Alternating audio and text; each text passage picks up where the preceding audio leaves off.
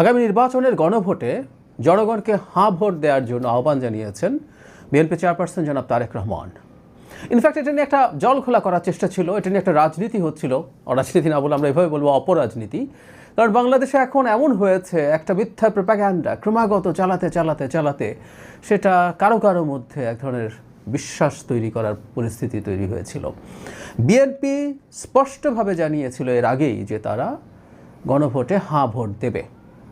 বিএনপির মহাসচিব যখন এই কথা বলেন, তিনি কয়েকদিন আগেই বলেছিলেন, তাতেও হচ্ছিল না অনেকের। এরপর যেন মাহাদি আমিন, নির্বাচন পরিচালনা কমিটি যিনি মুখপাত্র, তিনিও স্পষ্ট করেছেন বিএনপি হাঁয়ের পক্ষে ভোট দেবে। কিন্তু না, এই ক্রমাগত প্রোপাগ্যান্ডা যে বিএনপি সংস্কার বিমুখী, বিএনপি সংস্কার চায় না, এই প্রোপাগ্যান্ডা হতেই থাকলো। জনাব তারেক রহমান সেই ষড়যন্ত্রের পরিকল্পনায় জল ঢাললেন। তিনি জানিয়ে দিলেন যে বিএনপি হাঁ ভোট দেবে। একটা কথা একটু বলে রাখা ভালো, এই নির্বাচনে বিএনপি, মানে গণভোটের কথা বলছি, না ভোট দেওয়ার পরিস্থিতি ছিল না, কিন্তু হাঁ ভোটের ব্যাপারেও বিএনপির দ্বিধার প্রশ্ন ছিল। আসলে ছিল, কারণ হচ্ছে বিএনপির সাথে এই গণভোটে বিট্রয় করা হয়েছে। বিএনপি দেশ জাতির স্বার্থে, সংকট থেকে সরিয়ে রাখার স্বার্থে আমি বিশ্বাস করি যে এই ধরনের সিদ্ধান্ত এখন নিয়েছেন। কারণ হলো, আবারও বলছি, হাঁ ভোট দেয়া মানে যা বোঝাচ্ছে, এর মধ্যে অনেক কিছুই বিএনপির সাথে বিট্রেয়াল আছে। আমরা তখন থেকে এই আলাপটা করছিলাম। ক খ গ ঘ চারটা জিনিস আছে। ক খতে যা আছে এগুলো বিএনপি চায়, কিন্তু যে ফর্মুলাতে বলা হয়েছে জুলাই সনদে, সেই ফর্মুলার কোনো জায়গায় বিএনপির দ্বিমত আছে। তাই তারা নোট অফ ডিসেন্ট দিয়েছে। কমিশনগুলো তৈরি, তত্ত্বাবধায়ক সরকার তৈরির একটা পর্যায়ে এসে আপার হাউস কীভাবে তৈরি হবে। আমি প্রায় একটা কথা বলি যে বিএনপির সাথে আমি অনেক ক্ষেত্রেই তার নোট অফ ডিসেন্ট নিয়ে একমত নই, কিন্তু বিএনপি এই নোট অফ ডিসেন্টগুলো দিয়েছে, যেটা তার অধিকার আছে, কিন্তু সেটাই বিট্রে করে এই গণভোটে দেওয়া হয়েছে। সুতরাং বিএনপি যদি এই গণভোটে হাঁ আসার পরও সেটার অনেকগুলো যেগুলো সে কমিটমেন্ট করেনি সেগুলো যদি না মানতো, আমি মনে করি তার একটা এথিক্যাল বা লজিক্যাল গ্রাউন্ড ছিল।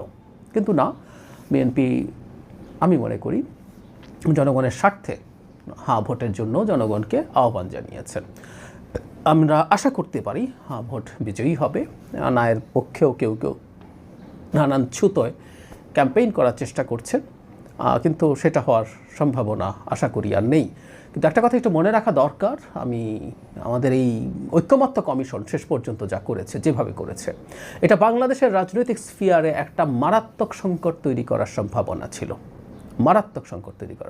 ছিল, কিন্তু না, শেষ পর্যন্ত বিএনপির ম্যাচিওর্ড আচরণের কারণে তারা যখন ঐক্যমত্য কমিশনে গেছে, জুলাই সনদ হয়েছে, এমনকি শেষে জুলাই আদেশ হয়েছে, যখন মানে এই যে গণভোটের যে আদেশ হয়েছে, সেই আদেশের পরও বিএনপি ম্যাচিওর্ড আচরণ দেখিয়ে এই ব্যাপারে সংঘাতে যায়নি। মানে আমরা এমন জিনিসও এখন দেখি, যে দলটা জুলাই সনদে স্বাক্ষর করেনি তারাও আবার খুব বড় গলায় হাঁ অমুকে করছে না, তমুকে হাঁ করছে না বলে, আমি এনসিপির কথা বলছি, প্রোপাগ্যান্ডা চালানোর চেষ্টা করছেন। মানে আমরা শুরু থেকে একটা কথা বলার চেষ্টা করেছি, আসলে শেষ পর্যন্ত এই প্রশ্ন আসলে আসবেই, আমরা কতটুকু সংস্কার আসলে চেয়েছিলাম, নাকি সংস্কারকে সামনে রেখে এক পক্ষ আরেক পক্ষকে ঘায়েল করার চেষ্টা করেছি।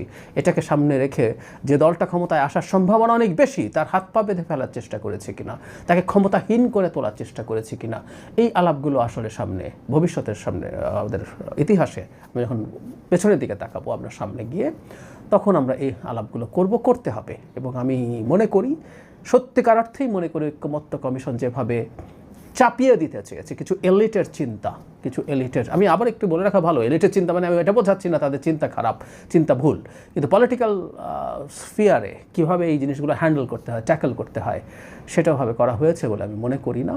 এই সংকট তৈরির মানে এজেন্ট হয়ে তারা পরিকল্পনা করে সংঘাত বাধা খেতে গেছেন বলিনি, কিন্তু তারা যা করেছে সেটার কারণে এই পরিস্থিতি হয়েছিল। এবং আমরা ইতিহাস মনে রাখবে, শেষ পর্যন্ত বিএনপি তার ম্যাচিওর আচরণ দিয়ে, তার সহনশীলতা দিয়ে এই সংঘাত থেকে দেশকে রক্ষা করেছিল।